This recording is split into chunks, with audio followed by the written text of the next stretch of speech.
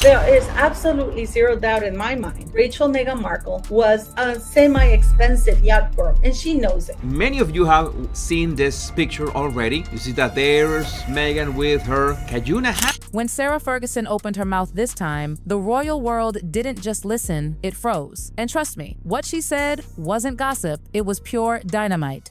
Everyone in that glittering circle, those familiar faces behind polished smiles, suddenly looked at each other wide-eyed because they all knew this wasn't supposed to be said out loud. A single phrase. That's all it took. One cryptic line that sent shockwaves straight through the walls of Buckingham Palace, blindsiding Prince Harry and leaving Meghan Markle facing what might be the most explosive rumor in royal history.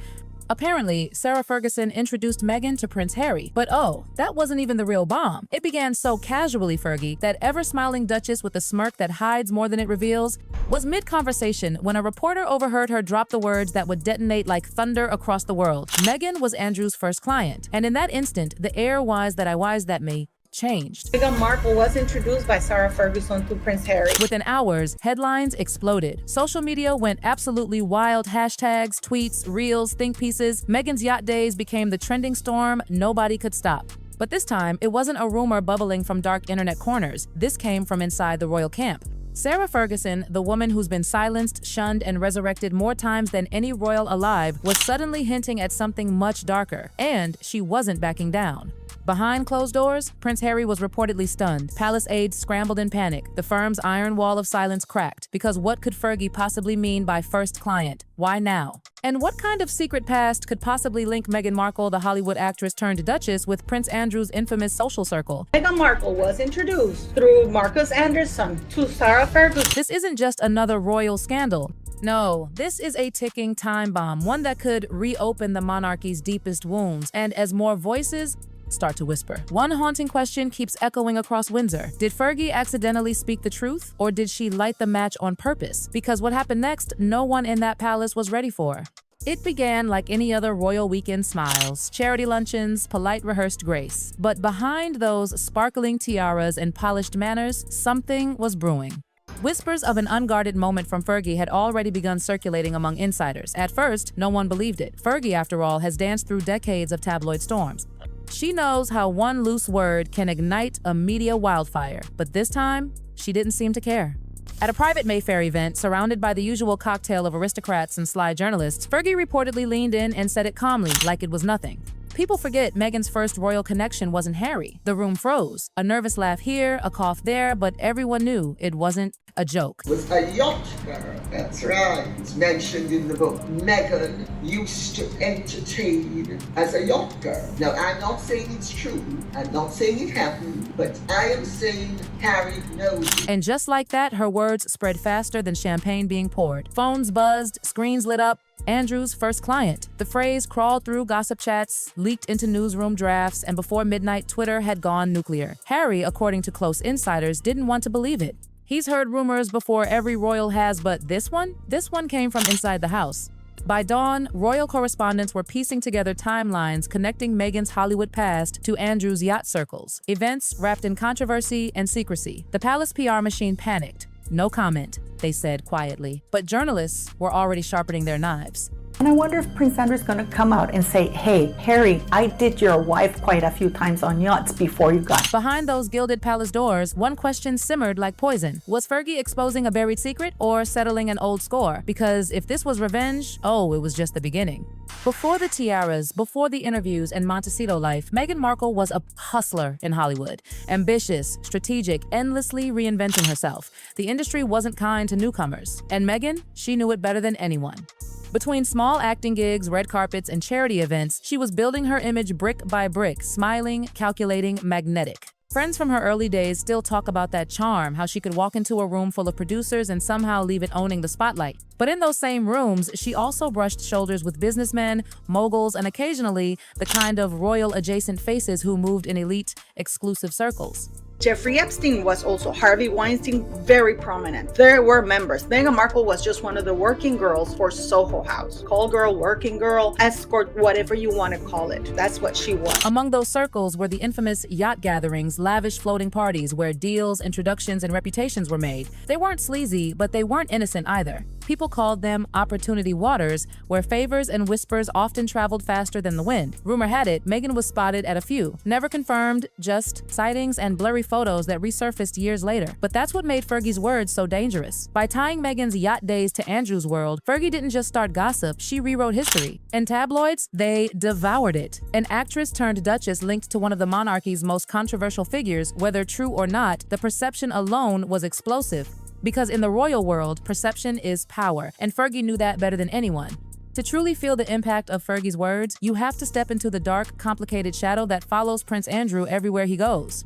Once hailed as a royal hero, now he's the living symbol of scandal and disgrace. For years, Andrew glided through a world of unchecked privilege, private jets, island holidays, Mediterranean yachts glittering with the rich and powerful. He was the very picture of royal excess. Those who once adored him now whisper of a man addicted to luxury, obsessed with status, and surrounded by enablers who let him live in delusion. But the illusion shattered. His connections to powerful financiers and controversial figures turned his title into a headline soaked in shame. The Epstein Association, the disastrous interview that left the monarchy humiliated, every mistake carved new cracks into his already crumbling image.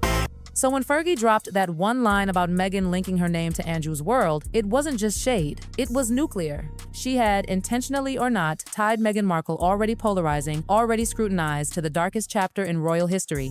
Even the mere suggestion that Meghan might have brushed past Andrew's circle before marrying Harry was enough to make tabloids salivate. For the firm, it was a nightmare. Two controversial figures now tangled together in one devastating rumor. Andrew hid away from the spotlight, but Fergie's tongue gave his shadow new life. Suddenly, that darkness stretched across Meghan's carefully polished reputation. Because when Andrew's name enters the conversation, silence isn't an option. When Sarah Ferguson speaks, people listen, usually for entertainment.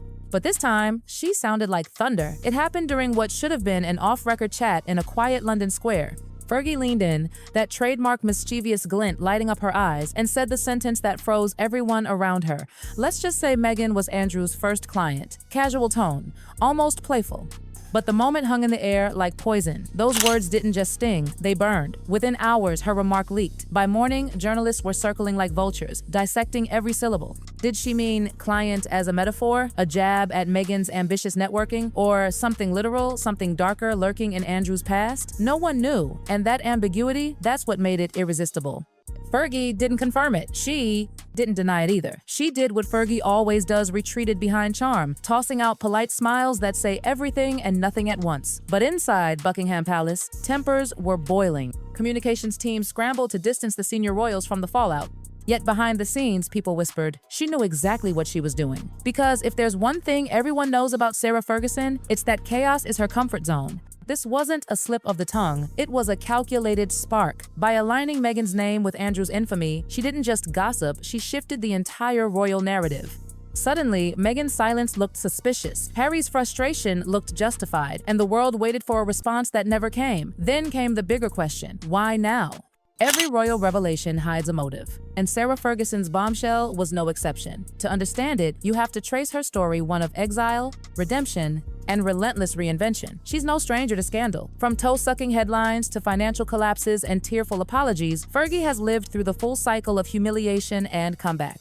Every time the monarchy pushed her out, she smiled her way back in. Always gracious, always calculating. So why bring up Meghan now? Insiders whisper that it's revenge, a slow, subtle payback for years of being treated like the unwanted relative. Some say she's reclaiming her spotlight, demanding relevance as younger royals steal attention. Others think it's classic Fergie stirring controlled chaos to boost her own visibility just as the headlines start forgetting her name.